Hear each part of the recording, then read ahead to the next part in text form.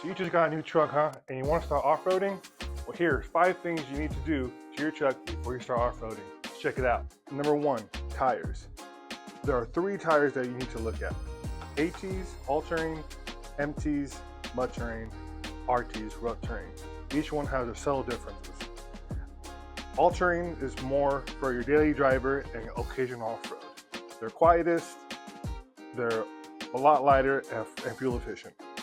RT is the best of both worlds. It's in between AT and MT.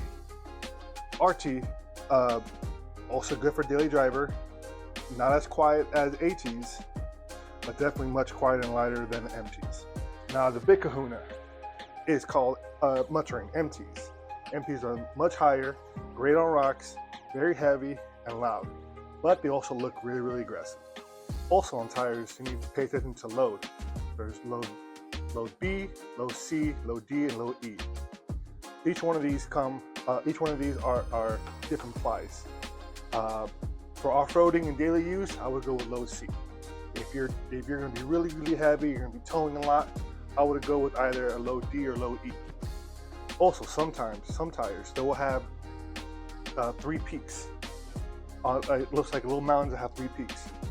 This means that they're good for rain, snow, and mud. Now, this is very underrated, but getting a tent on your truck, for one, to keep your cabin cooler, privacy, and also if you're out there in the sun off-roading, you're not baking. I have the darkest limo tent in the back, in the front, some privacy. Rock sliders. These are not just steps. These will protect your truck from, if you're out in the mall or whatnot, someone opens the door and try to hit your truck, this will protect you. This is made out of steel, so it will add a lot of weight. Well, not a lot of weight, but it'll add some weight to your truck. But at least you know that this, when it hits a rock, it doesn't go nowhere. A lot of people will get steps. A lot of people will get the plastic things. Those will not survive in off-roading, especially if you hit a rock. Getting a tune. If you're a truck owner, especially a Toyota Tacoma 3rd gen owner, you know when you push the gas pedal, it doesn't really go anywhere. This is supposed to correct those issues. Tunes in general help gain with a lot more torque where you need it. It makes the ride more enjoyable, so when you press the gas, it's actually going, it's more responsive, and also it could save some money at the pump. Air compressor, especially for inflating and deflating your tires. Deflating tires actually help get you more grip and make the ride more comfortable once you're off-roading. I have the Moreflate system. It's a twin compressor with the hub and the tubing that you can connect all 4. So you could deflate and inflate your tires in less than 5-10 minutes. Now, you don't necessarily need to go this heavy like I do. They do sell little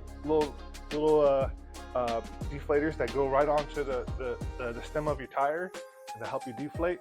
And then my first air compressor was actually a Harbor Freight. So if you're serious about this off-road, my personal preference is that I would go in this order. If I had to do it all over again, I would go with tires. I would get a really good all-terrain or rough terrain. If you're going to go super heavy and this is not going to be your daily, mud terrain. After that, I will go for a tune. Tuning actually makes your ride much more enjoyable, and I feel like it's very underrated and neglected. Third, I would go with rock sliders because it's protection. You have a nice little step on when you go into your truck, especially if you are ever going to lift it. That step is going to come in handy. And then getting the compressor. The compressor will help you out. Eventually, you may want to get an ARB on board. I'm happy with my Moreflate with the tubing. I can take it in, take it out. And there's other people that do DIY kits. You should check it out. All right, guys, that's it for this video. Check me out and follow me on Instagram, TikTok, Facebook, Tired Dad Taco. See you on the trails.